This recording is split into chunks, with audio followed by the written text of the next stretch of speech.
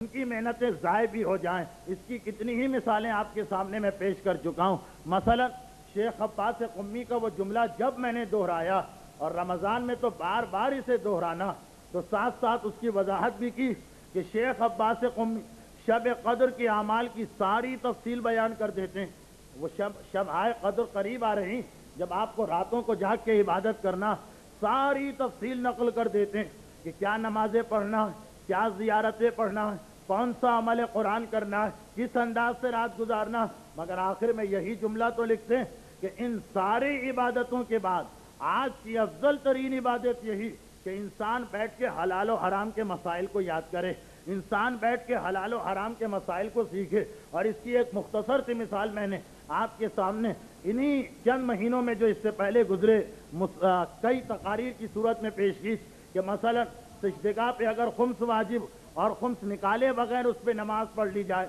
मुसल्ले पर अगर खुम्स वाजिब हो जाए और खुम्स निकाले बगैर शब क़द्र के अमाल कर लिए जाएं, तो इसके बाद ये इबादतें जो बातिल भी हैं और इनका सवाब भी ख़त्म हो सकता है। मेहनत सारी रात की है मगर नतीजा कुछ नहीं निकल रहा। और ऐसा ही मसला रमज़ान का मसला भी है, रमज़ान के रोज़ों का मसला भी है। ये रमज़ान के रोज़े कि जो एक जानिब इतनी अहमियत रखते हैं, इतनी अहमियत रखते हैं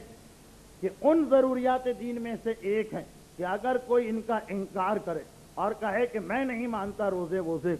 या वो ये कहे कि रोज़े तो गरीब लोग रखें, अल्लाह ने मुझे सब कुछ दिया है खाने पीने को, मैं क्यों रोज़ा रखूं, तो ऐसा शख्स अक्सर उलमा के फतवे में दायरा इस्लाम से खारिज और मुर्तद है, वाजिबुल क़त्ल भी हो जाता। इसलिए कि फ़कत अल्लाह के इनकार ही से कोई काफिर नहीं बनता,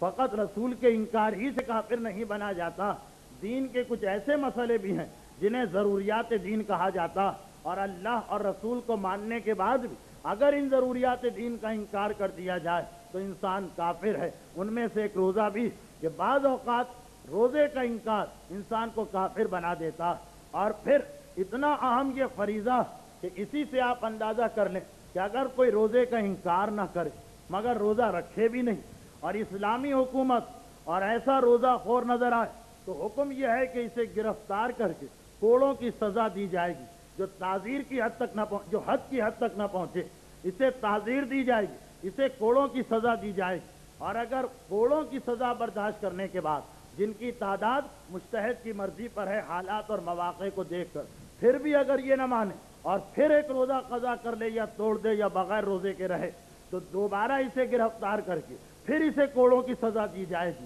और फिर भी अगर न माने और तीसरी मरतबा ये गिरफ्तार हुआ तो अक्सर उलमा कहते हैं कि अब इसको कत्ल कर दिया जाएगा, और बाज़ उलमा कहते हैं नहीं, तीसरी मरतबा भी कोड़े मारे जाएंगे। लेकिन इस पर सबका इत्तेफाक है कि फिर अगर चौथी मरतबा गिरफ्तार हुआ तो एक मरतबा अब तो ये वाजिबुल क़त्ल हो जाएगा और इसे कत्ल कर दिया जाएगा। तो जो इनकार रोज़ा करे वो मुर्तद, और मुर्तद की सज़ा भी कत्ल है इस्लामी हुकूमत में। और जो इनकार ना करे मगर रोज़ा ना रखे तो इस्लामी हुकूमत में 3 मरतबा सज़ा बर्दाश्त करने के बाद फिर उसे कत्ल कर दिया जाएगा। और दूसरी जानिब ये भी देखी कि अगर बिल फ़र्ज़ मुहाल एक मोमिन है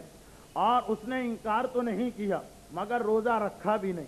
और अपने आप को बचा लिया सज़ा से इस्लामी हुकूमत में, या किसी गैर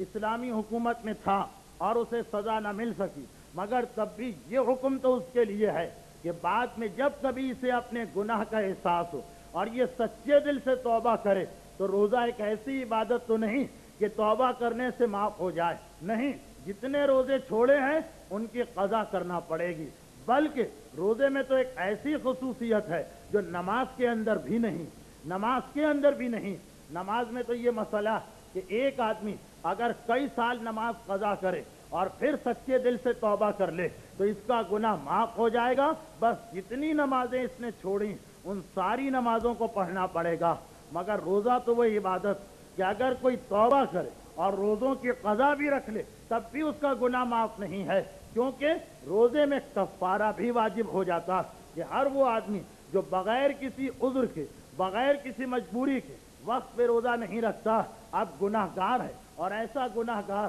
कि इसके तौबा भी वाजिब है, रोज़े की क़ज़ा भी वाजिब है और कफ़ारा देना भी वाजिब है। और कफ़ारा भी क्या, अंदाज़ा कर लें इस कफ़ारे से کہ یا ایک غلام کو آزاد کرو، یا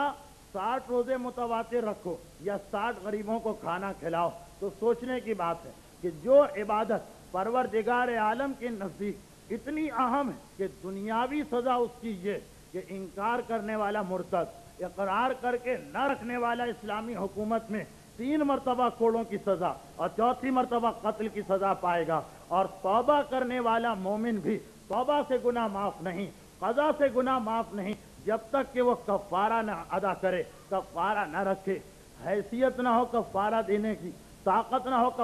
کفارے کے روزہ رکھنے کی، وہ ایک الگ مسئلہ، لیکن عام مسئلہ یہی کہ جب دنیاوی سزا اتنی سخت ہے تو سوچا جا سکتا ہے کہ قبر کے اندر، آخرت کے اندر اور جہنم کے اندر پروردگار عالم ایسے شخص سے جو ایک طرف ایمان کا دعویٰ کر رہا اور دوسری جانب روزے کو قضا کر رہا، کس انداز کا سلوک کیا جائے گا، کس انداز کا عذاب اس کا انتظار کرے گا۔ مگر اتنا اہم ہونے کے بعد بھی روزہ ان معنوں میں ایک عجیب عبادت کہ جہاں ایک طرف اتنا اہم ہے روزے کا مسئلہ، اتنا اہم ہے، وہاں دوسری جانب روزہ ہی وہ عبادت کہ بعض لوگوں کے لیے اس کا رکھنا حرام ہے، اور اگر پھر بھی وہ اپنے آپ کو زحمت میں ڈال کے رکھ لیں تو اب یہ روزہ رکھ کے گناہ گار ہوں گے۔